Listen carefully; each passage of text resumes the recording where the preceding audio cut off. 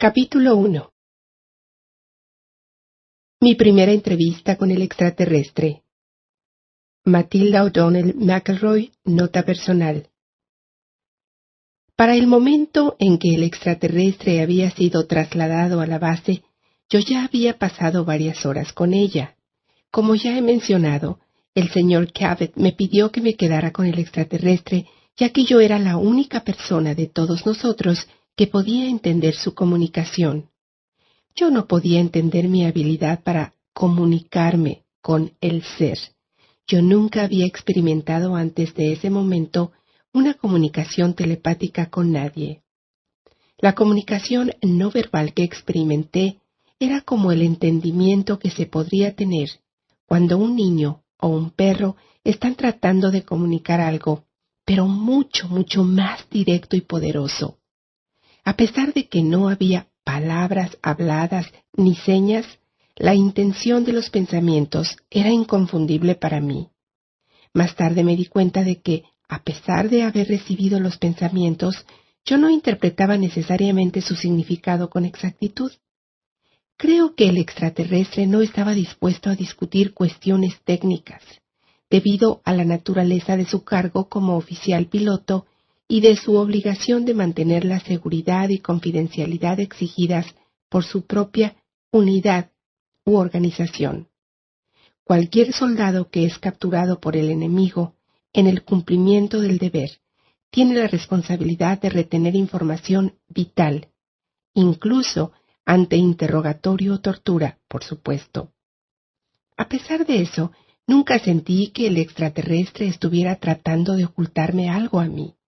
Jamás percibí ese sentimiento. Su comunicación siempre me pareció honesta y sincera, aunque supongo que no puede saberse a ciencia cierta. Definitivamente, siento que he compartido un único vínculo con el extraterrestre. Era una especie de confianza o empatía como la que se tiene con un paciente o un niño.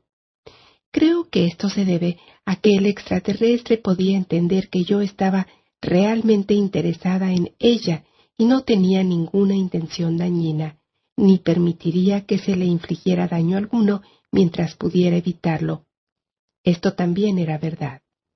Me refiero al extraterrestre como ella.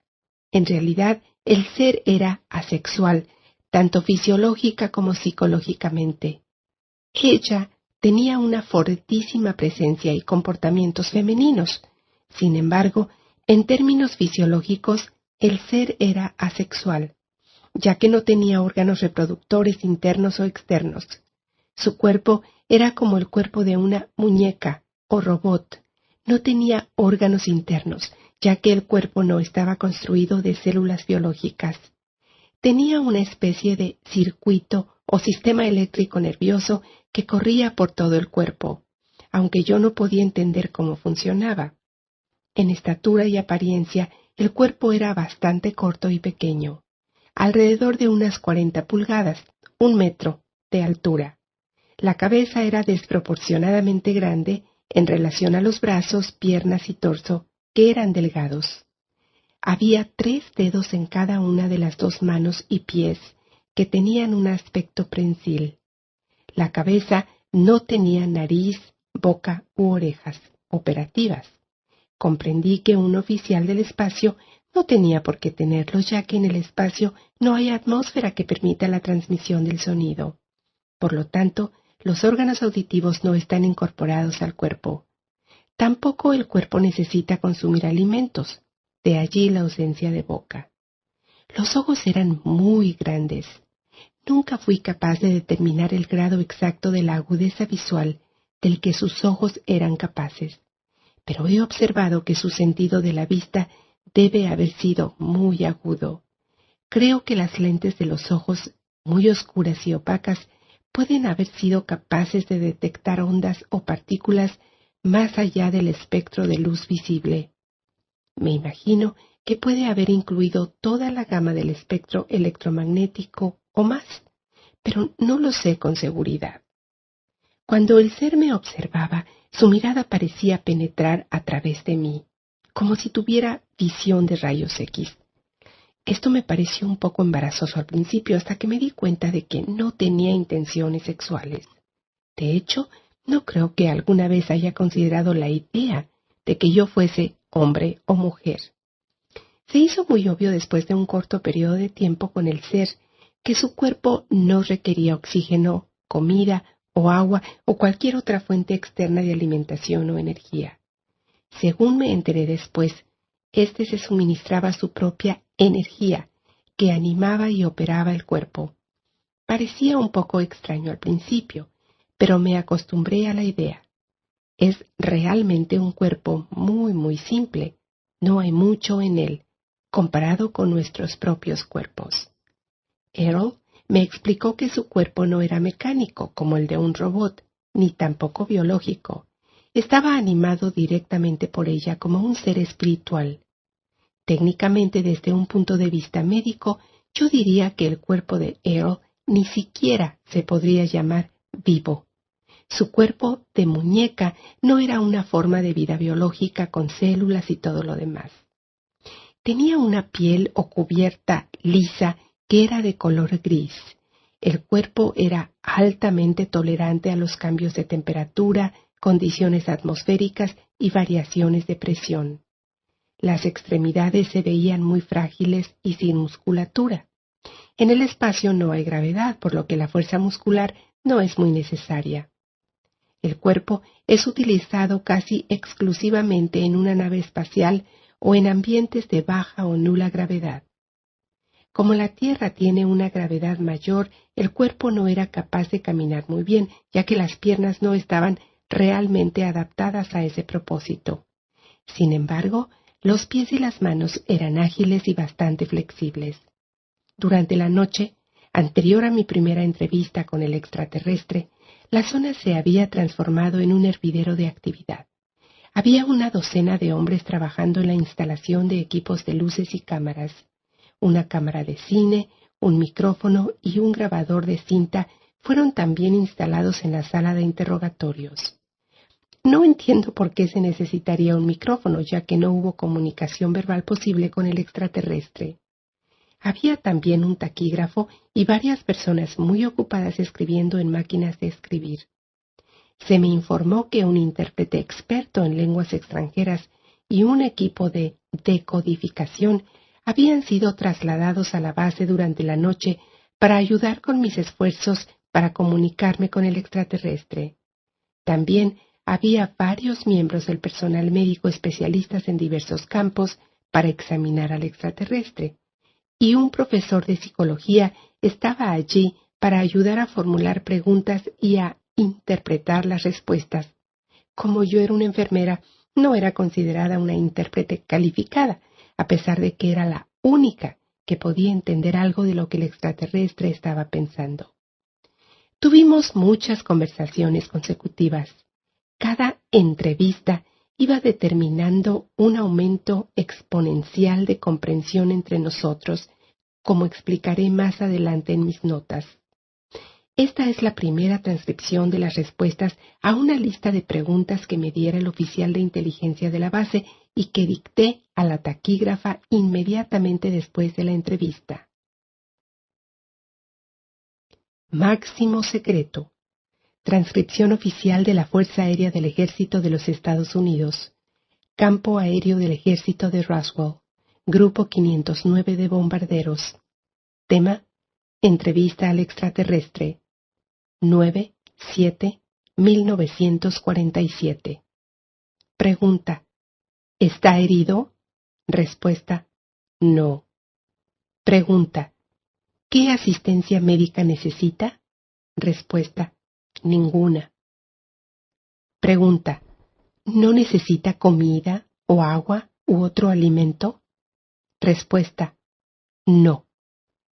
Pregunta: ¿tiene usted alguna necesidad especial de medio ambiente, tal como temperatura del aire, composición química atmosférica, presión de aire o eliminación de residuos? Respuesta: no. Yo no soy un ser biológico. Pregunta: ¿su cuerpo o nave espacial podría traer gérmenes o contaminación que pudieran ser perjudiciales para los seres humanos u otras formas de vida terrestre? Respuesta: sin gérmenes en el espacio. Pregunta: ¿su gobierno sabe que está aquí? Respuesta: no en este momento. Pregunta: ¿hay otros de su clase que vengan a buscarlo? Respuesta: sí. Pregunta: ¿cuál es la capacidad armamentista de su pueblo? Respuesta: muy destructiva. Yo no entendía la naturaleza exacta del tipo de armas que pudieran tener, pero no sentía que hubiera alguna intención malévola en su respuesta, solo una descripción de hecho. Pregunta: ¿por qué se accidentó su nave espacial? Respuesta: fue golpeada por una descarga eléctrica atmosférica que causó que perdiéramos el control. Pregunta: ¿por qué estaba su nave espacial en este ámbito? Respuesta: investigaciones de nubes ardientes, radiación, explosiones. Pregunta: ¿cómo vuela su nave espacial? Respuesta: es controlada mediante la mente. Responde a órdenes pensadas. Mente u órdenes pensadas, mind or thought commands, son las únicas palabras en el idioma inglés que se me ocurren para describir el pensamiento. Sus cuerpos y creo que la nave espacial se conectan directamente a ellos a través de algún tipo de sistema nervioso eléctrico que controlan con sus propios pensamientos. Pregunta: ¿cómo se comunica su gente, los unos con los otros? Respuesta: a través de la mente, pensamiento. Las palabras mente y pensamiento combinadas son las palabras más cercanas que se me ocurren para describir la idea en este momento. Sin embargo, fue muy obvio para mí que se comunican directamente con la mente, tal como ella se estaba comunicando conmigo. Pregunta: ¿tiene un lenguaje escrito o símbolos para la comunicación? Respuesta: sí. Pregunta: ¿de qué planeta viene? Respuesta: el hogar, lugar de nacimiento, mundo del dominio. Puesto que no soy astrónoma, no tengo manera de pensar en términos de estrellas, galaxias, constelaciones y direcciones del espacio. La impresión que recibí fue la de un planeta en el centro de un enorme racimo de galaxias que es para ella su hogar o lugar de nacimiento. La palabra dominio es la palabra más cercana en la que puedo pensar para describir su concepto, imágenes y pensamientos acerca del lugar de donde es. También podría ser llamado el territorio o el reino. Sin embargo, estoy segura de que no era solo un planeta o un sistema solar o un grupo de estrellas, sino un enorme número de galaxias. Pregunta: ¿su gobierno enviará representantes a reunirse con nuestros líderes? Respuesta: no. Pregunta: ¿cuáles son sus intenciones con respecto a Tierra? Respuesta: preservar, proteger la propiedad del dominio. Pregunta: ¿qué ha aprendido acerca de los gobiernos de la Tierra y las instalaciones militares? Respuesta: pobres, pequeñas, destruir el planeta. Pregunta: ¿por qué su pueblo no se ha dado a conocer a la gente de la Tierra? Respuesta: vigilar, observar, sin contacto. Tuve la impresión de que el contacto con la gente en la Tierra no estaba permitido, pero no podía pensar en una palabra o idea que comunicara la impresión exacta que tuve. Ellos solo nos observan. Pregunta: ¿su gente ha visitado la Tierra con anterioridad? Respuesta: periódica. Observaciones repetidas. Pregunta: ¿cuánto tiempo hace que tiene conocimientos sobre la Tierra? Respuesta: mucho antes de los humanos. No estoy segura si la palabra prehistórico sería el término más preciso, pero definitivamente fue un periodo muy largo de tiempo antes que los seres humanos evolucionaran. Pregunta: ¿qué quieres saber sobre la historia de la civilización en la Tierra? Respuesta: escaso interés, atención, poco tiempo. La respuesta a esta pregunta me pareció muy vaga, sin embargo, me di cuenta de que su interés por la historia de la Tierra no es muy fuerte, o que ella no le presta mucha atención al tema, o quizá, no sé, yo no obtuve realmente una respuesta a la pregunta. Pregunta: ¿puede describir su mundo de origen para nosotros?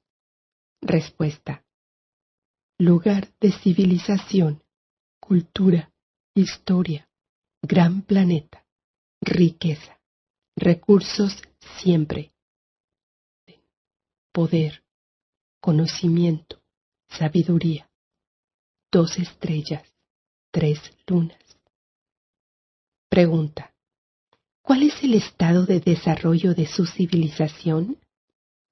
Respuesta: antigua, billones de años, siempre, superior a todos los demás. Plan, programa, progreso, vencer, metas, ideas altas. Usé el número billones porque estoy segura de que el significado era un número más grande que muchos miles de millones. La idea de la extensión de tiempo que comunicó está más allá de mí. Es realmente más cercana a la idea de infinito en términos de años terrestres. Pregunta: ¿cree usted en Dios?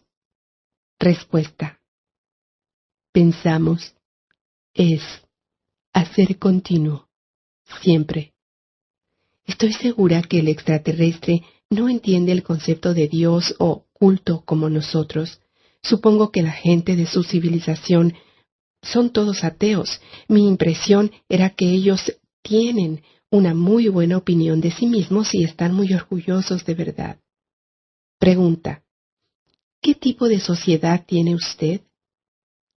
Respuesta: orden, poder, futuro siempre, control, crecer. Estas son las palabras más cercanas que podría usar para describir la idea que ella tenía sobre su propia sociedad o civilización. Su emoción al comunicarme la respuesta a esta pregunta se hizo muy intensa, muy brillante y contundente. Su pensamiento estaba lleno de una emoción que me dio una sensación de júbilo o alegría, pero también me puso muy nerviosa. Pregunta: ¿hay otras formas de vida inteligente además de la suya en el universo? Respuesta: en todas partes. Somos la más grande, alta de todos. Debido a su baja estatura, estoy segura de que ella no quería decir literalmente más alta o más grande. Una vez más, su naturaleza orgullosa se mostró a través de la sensación que he recibido de ella. Matilda O'Donnell McElroy, nota personal. Esta fue la conclusión de la primera entrevista. Cuando las respuestas a la primera lista de preguntas estuvieron escritas y se entregaron a las personas que las estaban esperando, estuvieron muy contentas de que yo fuera capaz de lograr que el extraterrestre dijera algo. Sin embargo, después de que terminaron de leer mis respuestas, se mostraron decepcionados de que yo no pudiera entender más claramente. Ahora tenían un montón de nuevas preguntas, debido a las respuestas que recibía la primera lista de preguntas. Un oficial me dijo que esperara nuevas instrucciones. Esperé durante varias horas en la oficina contigua. No se me permitió continuar mi entrevista con el extraterrestre. Sin embargo, siempre he sido bien tratada y se me permitió comer y dormir, y usar las instalaciones del baño cuando yo quise. Finalmente, una nueva lista de preguntas había sido escrita para que le hiciera al extraterrestre.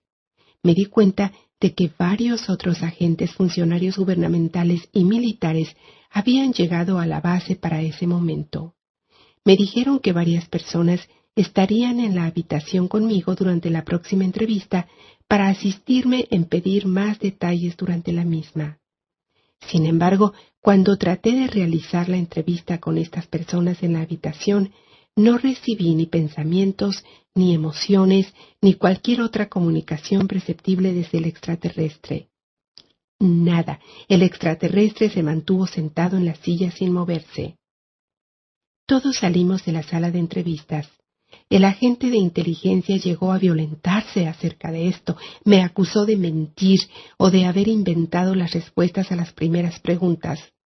Insistí en que mis respuestas eran honestas y lo más exactas posibles. Más tarde ese día se decidió que varias otras personas tratarían de hacer preguntas al extraterrestre. Sin embargo, a pesar de los varios intentos de diferentes expertos, nadie más pudo jamás establecer alguna comunicación con el extraterrestre. Durante los días siguientes, una científica de investigación psíquica del Este fue trasladada a la base para entrevistar al extraterrestre. Su nombre era Gertrude, algo así, algo parecido. No recuerdo el apellido. En otra ocasión, un indio clarividente llamado Krishnamurti llegó a la base para tratar de comunicarse con el extraterrestre. Ninguno de los dos tuvo éxito en conseguir que el extraterrestre les comunicara nada. Yo, personalmente, no fui capaz de comunicarme telepáticamente con ninguna de estas personas, aunque el señor Krishnamurti me pareció un caballero muy amable e inteligente. Por último, se decidió que debía quedarme con el extraterrestre por mí misma para ver si podía obtener alguna respuesta.